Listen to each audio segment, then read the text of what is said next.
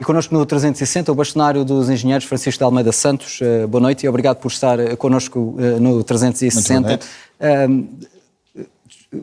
Fernando de Almeida Santos, fazendo aqui a correção. A Direção-Geral da Saúde tem alertado a população mais vulnerável para que nestas situações se procure locais mais frescos, até porque muitas vezes as casas não têm essas condições. É um problema que existe na habitação de forma geral em Portugal? De forma geral, na habitação, já agora boa noite, peço desculpa, de forma generalizada em habitações que têm, ou do parque habitacional têm mais de 30, 40 anos. Tem havido um esforço a nível nacional regulado, regulatório, para que haja exigências térmicas nas habitações.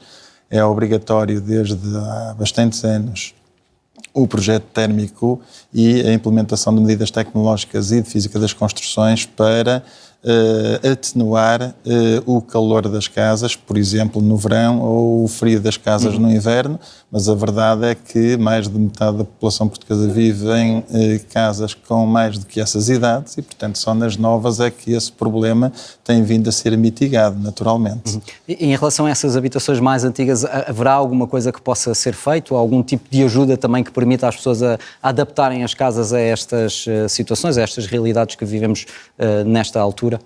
Há sempre, mas é caro.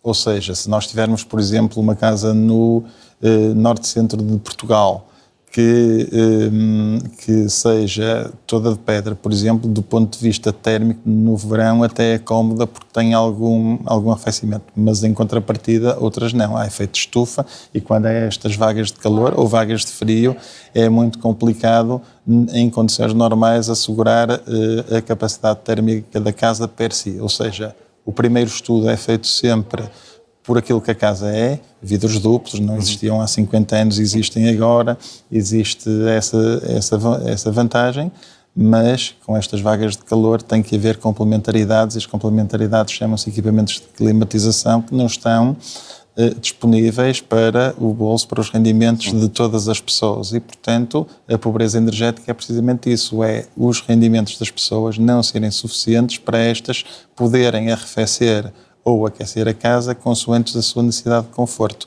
E este é o drama que existe atualmente em Portugal em muitas famílias.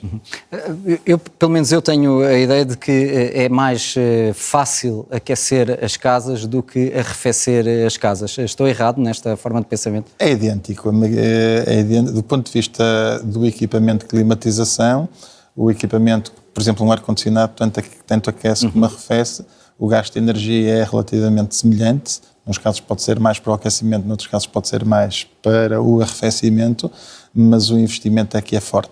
Em termos absolutos, numa casa nova, por exemplo, criar todas as condições térmicas de conforto, incluindo equipamentos, o custo ronda aproximadamente, pode chegar até aos 300 euros por metro quadrado, o que para muitas famílias portuguesas é absolutamente incomportável. Naquela pergunta que me fez, que é como é que nós melhoramos a habitação, que já está feita há muitos anos, que não teve essa componente de certificação energética que existe atualmente como imposição. Aí é complicado, é diferente, tem que haver depois equipamento de investimento para essas casas, mas essas casas geralmente são utilizadas por aquelas pessoas que não tiveram a oportunidade de comprar casa nova, naturalmente. E, portanto, se não têm as condições para casas novas, muitas vezes também não têm condições para apostar ou para conseguir ter rendimentos para esses equipamentos. Nós temos defendido, a Ordem dos Engenheiros, que como medidas mitigadoras algum tipo de políticas públicas. O PRR podia ajudar na melhoria de vida das pessoas, porque a habitação é um direito fundamental. Sim, mas atribuindo diretamente dinheiro para essas adaptações? Por exemplo, ou seja, se nós quisermos ter um parque habitacional dotado de certificação energética adequada e condições térmicas atuais, se calhar criar aqui um bolo, ou parte de um bolo, para essas melhorias. De que forma depois são aplicadas as políticas públicas individualmente, se coletivamente, é outra questão que tem que vir de fora da decisão política. Mas é uma hipótese. Outra pode ser, por exemplo, na fatura energética para as famílias com menos rendimentos, haver uma espécie de cheque energia, como houve há pouco tempo um cheque combustível, porque isso pode mitigar essas questões e se realmente está na Lei de Bases da Habitação que a habitação é um direito em conforto para todos, então se calhar isso pode fazer jus, essas medidas mitigadoras podem fazer jus a essas necessidades. Fernando de Almeida Santos, muito obrigado por Muito obrigado ter estado pelo aqui hoje convite, connosco. em nome da Ordem dos Engenheiros. Boa noite, obrigado.